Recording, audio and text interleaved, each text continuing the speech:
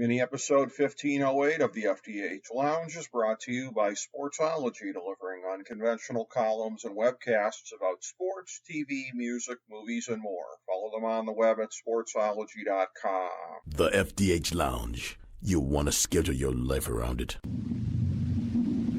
A long time ago, on a gloomy, wet Cleveland spring night, two men stand alone amidst the late-night drizzle. Their voices echo across the vacant station parking lot as they debate the merits of the great American radio show that have been missing for far too long. On that night, an idea was born. That idea became the FDH Lounge.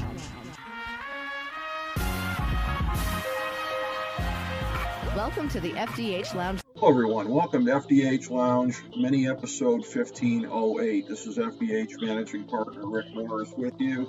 And we have our favorite FDH Lounge dignitaries here today. Always love talking the pro graps with Jake Digman, and we are doing this. We are evaluating the beginning of the post-Vince era of WWE, something that many of us, quite frankly, have been looking forward to for a long, long time, because the product has just been absolute tripe, I would say, for fans of pro wrestling for quite some time. Thank God for AEW as an alternative to it, but as far as if WWE can be better, it's so funny. There's a lot of tribalism out there, and it seems to me it's all one way. It's all, especially on Twitter, it's the haters. All I'm seeing from most people who love AEW is the same kind of excitement that Jake and I have right now. Like, oh my God, there might actually be two companies in North America again that are interesting watching for pro wrestling. And again, WWE is always going to have their sports entertainment stuff in there. Vince got it baked in the mix to where a certain amount of that will never go away. But we're already seeing the return of pro wrestling as we know and love it to WWE. What we think it means, how far it's going to go in that direction, how good it has a chance to get, all of that and much, much more. Ricky, it is always a pleasure. Anytime I can chill in the FDH Lounge with a man like yourself. And again, this is we got a lot to talk about here. We got a lot to get to as far as everything that is going on with this product, the changes that have happened. It was, I believe, July 22nd when the news came down that my dad's birthday. Oh, okay. Well, yeah, Vince was leaving, and this is one of these things of where it took until the next Monday. That was a Friday. It took until Monday for it to get to, which, yeah. So what a birthday present for you, huh? Triple H getting to run creative. And I got to say, even then, I was a little bit, I'm happy right now because I've been reserved in my expectations. I didn't expect this to be a panacea. I mean, you get rid of somebody who pretty much seemed, senile, I would say, in his later days, as far as his decision making, the thoughts he had on creative directions, etc. So the absence of him is one thing, but how much Triple H is going to feel that he's got an ability to do when Vince is still the major shareholder in the company. And it's been a brilliant, brilliant thing here. For as much as people have talked about Triple H as far as him being one of the great politicians of all time, safe to say he's still got it, because he's talking about in these recent interviews, nobody could do it Vince's way. Vince was a one-man band. What a genius. Collectively, we can shape a vision. It's what we have to do because we can't replace him. We can't get inside his head. We have to. So it's basically Triple H is laying out the raison d'etre for going in a completely different direction while giving Vince a reach around as he's doing it. Absolutely brilliant politics. The road was slick.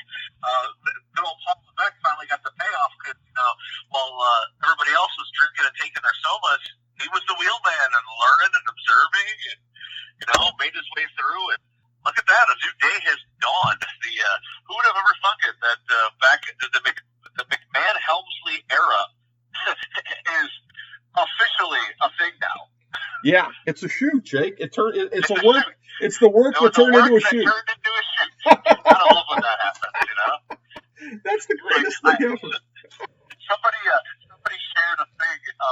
Somebody shared a thing that was from a clip from Monday Night Raw in 2000 or 1999-2000 era, and it's Triple H and Stephanie walking out. They're waving bye, and it's like, "Bye, Dad."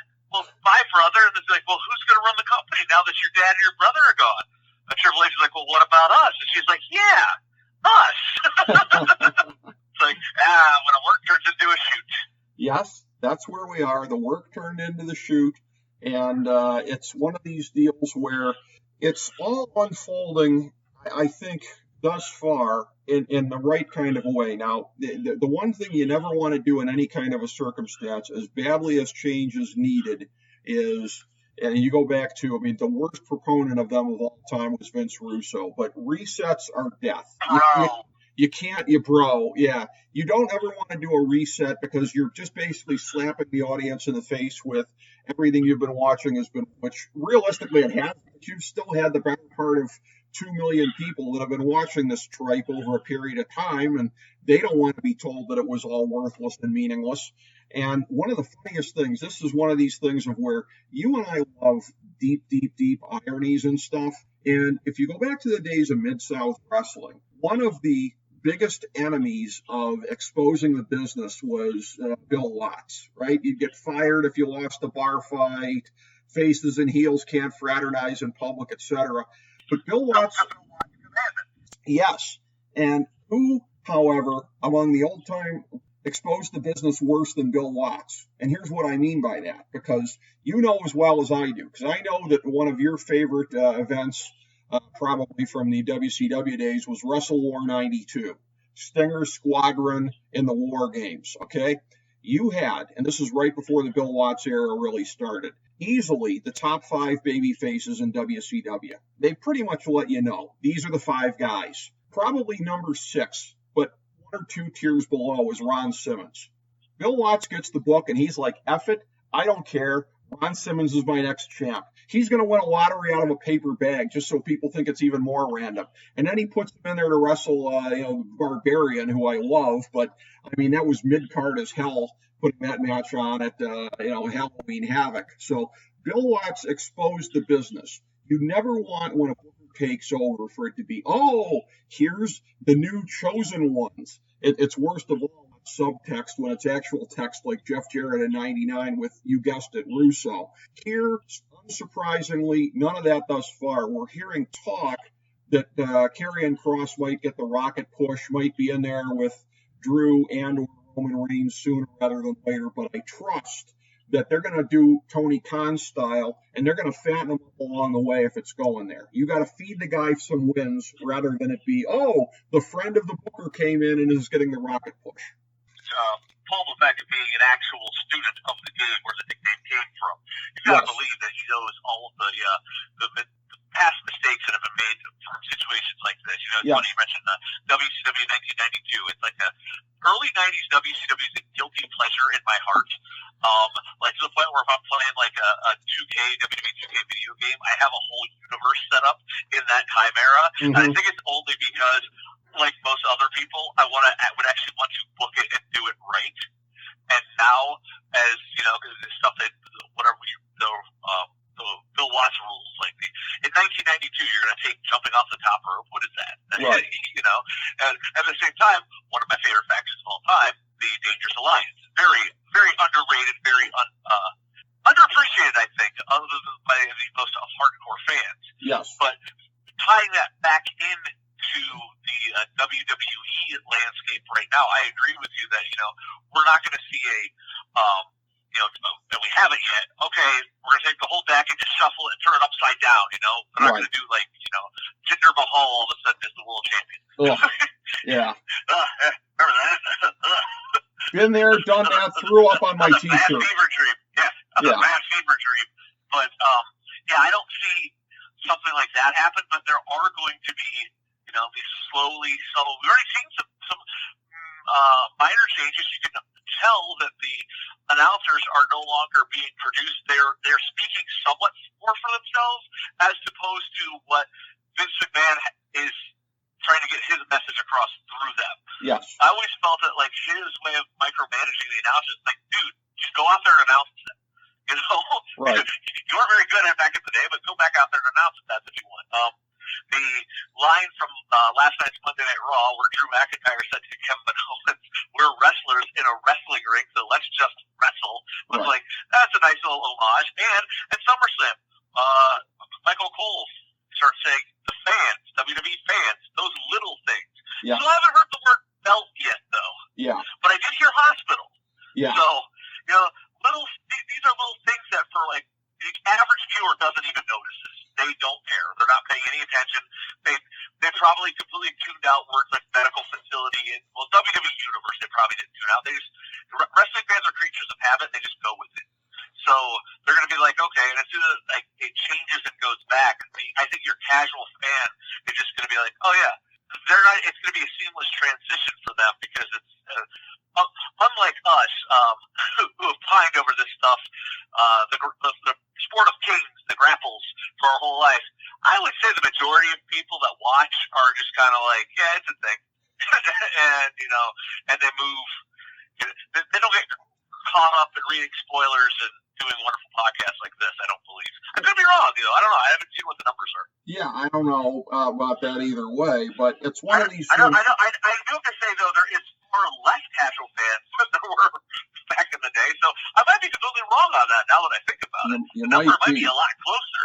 Yeah, you might be. They ran a lot of them off, but this is one of these things where, again, so much of what they're doing right, and this is exactly what I would have anticipated in the short term and what I would anticipate going forward, is just getting the basics right. Because Vince, somewhere along the way, once he got the monopoly post-WCW, stopped doing the basics. And it's a thing where, again, continuity is no longer the enemy. It's no longer one of these things where you fail to take into account what you've done recently and whether it's logical or not. The old Conan line of does this make logic? And this is one of these things where that's actually being considered again, lo and behold. And just it's so basic and obvious, some of the things that they could have done, from, like you said, loosening up the linguistics of it and not having their stupid corporate buzzwords shoved down our throat as much as they were, storyline continuity, things like that. It's one of these things where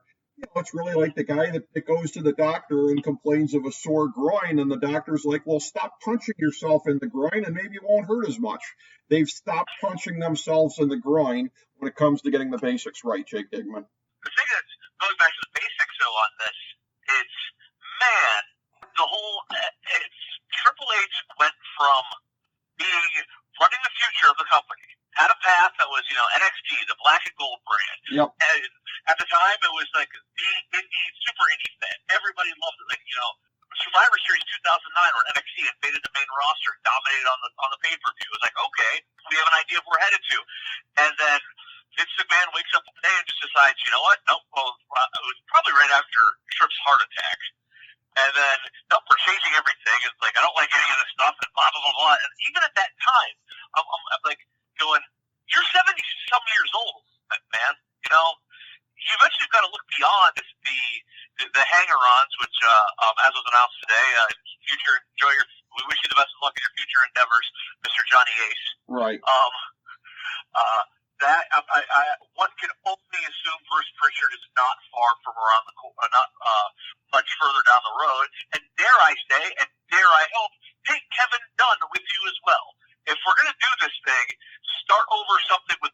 That is where you can start over with a whole fresh new set of ideas, which is what Triple H was starting with his ideas for NXT.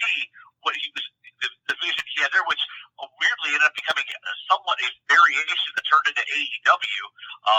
Every time I watch AEW, you see a lot of the old names that were over and stars that Triple H introduced to a broad audience on NXT. So now every single thing that they had built up got completely derailed to go with, quite frankly, was an archaic idea of let's train these guys ourselves so they all wrestle the same thing, the same style. And it's like people want variety. People want things that's different. So one of the reasons why Black and Gold NXT worked. It's the reason why AEW works. Heck, it's the reason why Ring of Honor has worked for so long. We don't want every single match to be Brock Lesnar versus Roman Reigns. Right. There has to be some sort of, and it doesn't have to be, okay, well, we have Rey Mysterio. He's our Hispanic guy. That's covered.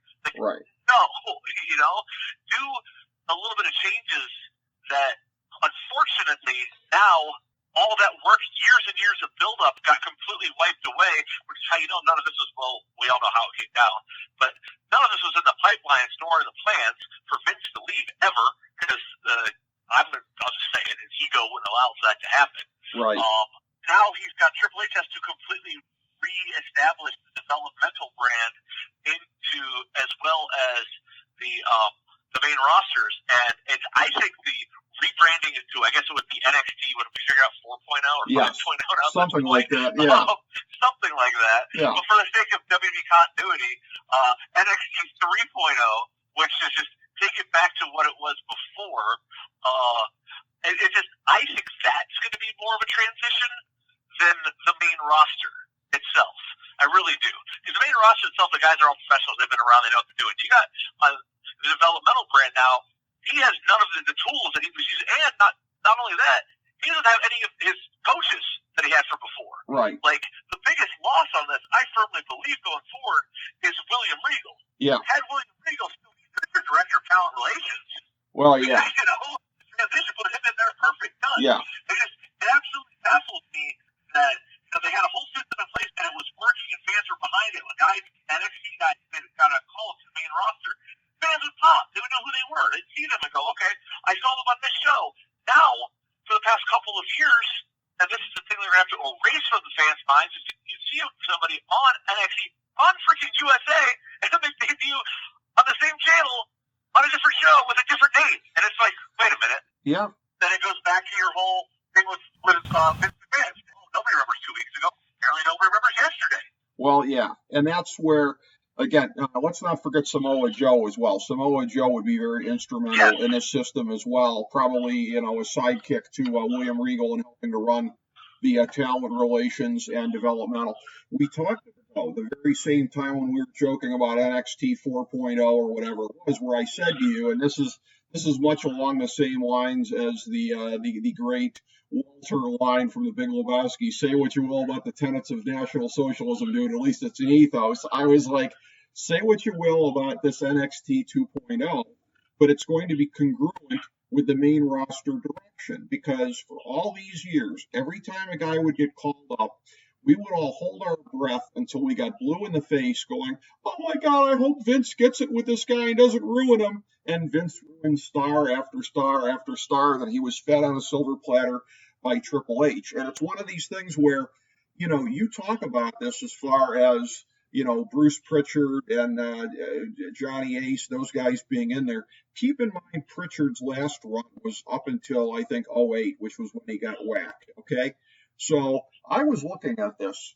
They had gone back the last couple of years because not only the guys in NXT that ended up leaving for AEW, but keep in mind the guys on the main roster who they never let get over to a point where they could be headlining shows. We went back to what I had called years ago on this show, the Lost Generation, the entire state of developmental post the class of 2002, which might have been that and the Vern Gagne crop that Ric Flair and the Iron Sheik and all of them came out of. Those are probably the two greatest crops of all time of talent.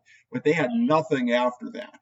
They really had, it was just, and the guys that they brought up that they pushed, they got sick of, like Mr. Kennedy and all that kind of stuff. You had many, many years where it was sparse, where they were doing the thing of big gym dummies. Well, lo and behold, you look at WrestleMania in 2021, you got in the main event on the one side, Bobby Lashley and Drew McIntyre, so two poster children from the Lost Generation. And then on the other side, you did have Roman Reigns, who does fit under the newer developmental, albeit just barely.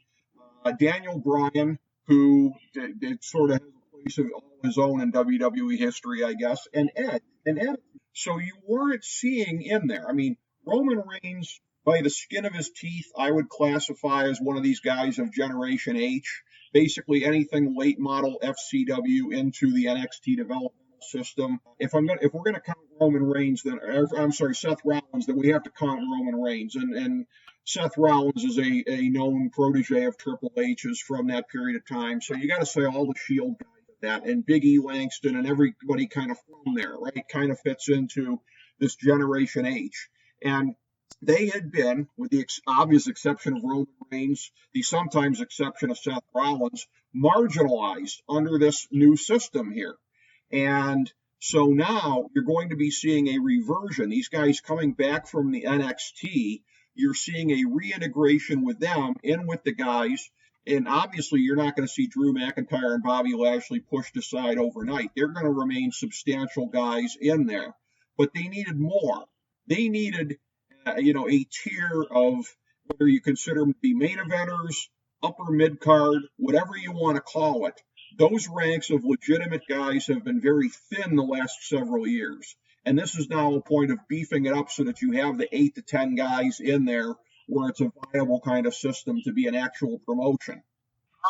First thing I was like, okay, look at that. He has his girl and he has his music. He has his NXT presentation. Yep. Immediately, not this, whatever, almost, you look back on it in hindsight, it's almost like everything was done out of, almost like a spite. Like, I have to give you this position, but almost like Vince knew his time was moving. So his last-ditch efforts were almost, I don't even know if he did it, I think it might have been subconsciously that he was doing it. I don't think he was aware of it. Being like, you got this guy on your TV, on my developmental brand, on his way up here, nope, squash him. Yeah. I think it just, what did CM Punk, he would make money in spite of himself. Yeah. There's quite a bit of truth to that. And it'll be nice to see names that are, that can be available that Tony Khan hasn't gobbled up already. And there's some out there that can still come in. I mean, dare we say, a Bray Wyatt would be a Triple H guy. Yeah. Under the Generation H, cultivated the whole Wyatt family persona. Yeah. That was another one butchered on the main roster. And I think rumors have come out based on, the fall of the relationship between those two. And that's by those two, a pronoun spell. Vince McMahon and Bray Wyatt, apparently, almost to the point of bullyism is what it seemed like. Yeah. Coming from Vince's part of, which is just absolutely weird, especially, for a guy who was going through with documented mental health issues over the years. So, another happy reason for the old man being sent to early retirement. But Bray Wyatt is a name that falls under that Triple H regime, under the Generation H, as you called it. For some reason, Preparation H was falling into my head. I'm like, that's not right. I believe that Edge and Christian said that the name is Fact-Gene, Jake Digman. It's the Fact-Gene. How's that for a callback? That's a quality one right there. Yeah, that sounds good. Yes. But there's Triple H is doing a good job of filling in these spots because obviously we were talking about our State of AEW podcast we did, almost before. That's the one that could use two brands because they have so many people on their bloated roster with the WWE released so many people because we speculated, and this still might be true, that Nick Khan was thinning out the herd in order to sell the company. Which, at the end of the day, who makes the most money if that company gets sold? Well, obviously, yeah, certainly. Well, and that's the whole thing, too. I mean, this might all be nothing means nothing in the end because for Vince, he could take the nihilistic point of view of, well, if I'm not going to be involved in it, then what do I care about it remaining in the McMahon family? So this might be the thing that greases the sail here at some point. We have to do this podcast presuming that it's going to stay with status quo with this team. That's the only way that this podcast makes sense is if we assume that. But here's the thing. I mean, and Nick Khan, yeah, he was thinning out some of the higher paid guys, but I don't know that he necessarily would have been a proponent of Bray Wyatt going because he moved a lot of merch. And that's the whole thing here, too, is that in WWE, the fact that they have always had, and they'll always still have more of a sports entertainment flavor than AEW. And, again, I can live with that if you get guys getting pushed based on merch sales. That's going to be a part of it. And so Bray Wyatt is going to have to be a guy towards the top of the card if he's going to be there. But the thing of it is he's a guy you have to handle with extreme care. So it's one of these things where Triple H, if he's got him there, he's going to know how to use him in a way where he doesn't destroy the rest of his roster in order to keep him propped up. Because the problem they've had the last several years has been that they have so few guys on this roster who really draw. And that's the whole thing. I trust that Triple H is not going to be the guy who brings in a guy and feeds a bunch of guys to them trying to get one guy over. Because they've been doing the whole one or two or three guys over on the entire roster. Has gotten over is now reached the point where he is transitioning into part-time status in Roman Reigns. And that's even a fair question to say if he is over, and he only has been over with this most recent run as the tribal chief. It took a heel turn to get him to the level where they wanted him at. Other than that, it's like, everybody else, like, who is the top baby face? I mean, is it Drew McIntyre by default? Because there's really, I think it is, but that's only, like, again, because I can't think of any other option. So, I mean, Cody Rhodes, but he's on the sidelines. On the shelf. Yeah. And he's on the sidelines. So right now, I mean, those are your, anybody else? Pat McAfee, is he number 3? I mean, listen, he might be. And here's the thing with Cody is that people are looking at it like, well, might there be any heat because of the throne stuff, in AEW and whatever. But here's the thing, though. I don't think Triple H is going to let that be an issue. But what was shocking to me, I think I've said this on the show, it was shocking to me, not so much that Cody got over in WWE, but that they let him get over with the complete AEW presentation. The music, the same persona, everything. Because that was very un-Vince-like to do that. And that was always a thing. You were always waiting for the other shoe to drop. Like, at what point, because Vince has done this with not Triple H, obviously, but with CM Punk, with Daniel Bryan, of where, okay, I'm going to go against my instincts for whatever period of time. And with Cody, there was always the sense that Vince at some point was going to get sick of pushing something that wasn't his creation. And now that won't be the case. That impediment won't be there. There will be no ceiling on Cody. And listen, there are some people that are going to say there wouldn't have been a ceiling on him anyways because he was doing so well. So I don't know. We'll never know how it would have played out in a Vince world coming back. But coming back into the Triple H world, I think things can only get better and better for him. But this is a thing when you look at it of where, and I had said a minute or so ago here, and I want to amplify this and clarify my point of where things haven't been going so well. I can already hear all of the Twitter trolls out there. Well, wait a minute, Rick. They've been doing their best financial for the last couple of years. Here's the thing, is that's been a short-term deal, Jake, of where they've been able to leverage the networks because the networks are going to get declining ratings all the way around as the universe of options is expanding, and Saudi Arabia. To an extent, the networks and Saudi Arabia are basically like the money marks of old, essentially. As a matter of fact, what are the Saudi shows, if not bought shows, right? Isn't that what promotions would do a lot of times sometimes, is sell a show to a local promoter and they would, have to take care of all the stuff there? They got the guaranteed money from Saudi Arabia, and they got the money from NBC, Universal, and also from Fox, money that they were in no way, shape, or form assured of getting that much or more the next time around as their ratings kept coming down. So everybody kept pointing to the short term of where, you talk about all these things, you marks talk about all these things, it's not hurting them. It was not going to hurt them in the short term. It was going to start to hurt them in the medium term. And that's what Triple H is getting out ahead of here. Triple H is taking what they have and making it a sustainable project so that there can be that amount of money available in the next TV deal. The money from Saudi Arabia, I think, is going to keep coming in no matter what, because let's face it, they need people to whitewash their atrocities. It's not like the pro golfers are going to do it all on their own.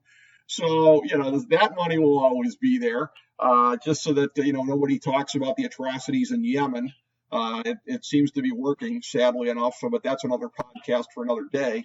But the networks, they are basically the money marks that weren't always going to be the money marks, Jake. At a certain point in time, you have to start turning it around and giving them better ratings if you want the next deal to be better. And now they're in a chance to do that. Hopefully they do if you're a diehard WWE fan, because as you mentioned, I do like, by the way, the analogy of them being the old school money marks. That is, I didn't really think about that, but it is 100% true because they're signing these billion-dollar deals, and then even at the peak of the Attitude Era with the run of Stone Cold and The Rock, I don't think they're getting the return back. That being the networks on this investment. Right. I really don't. Bubble. They just ballooned so high. You look at the the average salary of a Major League Baseball player, and whatnot, or even a low end. Some of these low end guys is just like, holy camole. But again, that's another podcast for another time. Yeah. The benefit to getting these billion-dollar deals and retaining them to a certain point is when talent is available and to be able to compete in Tony Khan being able to sign guys and having the money to sign people away, and being smart about it and signing them to long-term contracts, so he doesn't have to worry about pushing a guy for 3 years and then all of a sudden the dude's leaving and it's time to go. Basically you're up a river. Yeah. The guy you built up the whole time is gone. So smart to that. It'll give the WWE some leverage in competing with these guys when these different contracts expire. Maybe like a Miro, who knows when his contract's up. He said, "Hey, I'm open to go back." There was a Triple H guy. Yeah. It'll be interesting to me to see what happens in 5 years from now, depending on the direction, or 4 years, or whenever these these AEW guys' contracts start coming up, is to see what they decide to do. Do they decide to stay here? I can see Adam Cole staying in AEW because his friends are there. Right. They're the guys running the show. But like a Miro, I don't really know that he's really a part of that whole elite clique thing. Right. Depending on what they do with somebody like Triple H, obviously had really big ideas for Aleister Black. I could see, whenever Malachi Black, his contract comes up, that's another name, quite possibly. It'll just be an exciting time and interesting to see what happens. I do want to, if you don't mind, I do want to circle back, though. We were talking about, do you agree that you don't believe that Bruce Prichard is long for this new regime, correct? I agree with that because I don't think he fits in with it very well. He seems like the kind of guy who tries to be a chameleon. So I'm sure at this point in time, he's probably telling them all the stuff they want to hear and everything like that. But the whole Vince yes men is going to get thinned out. The herd is just going to be getting thinned out. And no, that's not a Jim Herd reference. Symbolize a completely different direction, and something could be just as huge as Vince, not as huge as Vince, but near there is Kevin Dunn leaving. Yes. Because Kevin Dunn's fingerprints have been all over this program, or the point they're all homogenized and look exactly the same. Camera There's cuts, really yeah. no difference. At camera cut, the annoying. I don't remember it being as bad as it is now, where he cuts the camera like 5,000 times in one match. Like the quick cuts. It's like, okay, stop doing this, and just give it get somebody else in that director's chair that can show a different vision. And it's a little thing like that will come across to the audience, because they don't even know that it's there, your average viewer, but it's so huge in the overall perspective of, hey, we're doing something different. Show a different camera angle, have them coming from a different side. Do different things. Let people look down the camera. Look right into the camera like they did for every single time in the history of professional wrestling up until the past 15 years or whatever it has been, past 20 years, where all of a sudden Vince McMahon's it looks fake if you're looking down the camera, which I'm fairly certain it came from Kevin Dunn. Right. So it's that needs to go. Well, that is a subtle change, but it'll also it'll show the audience themselves hey, we're watching something different here. Well, sure.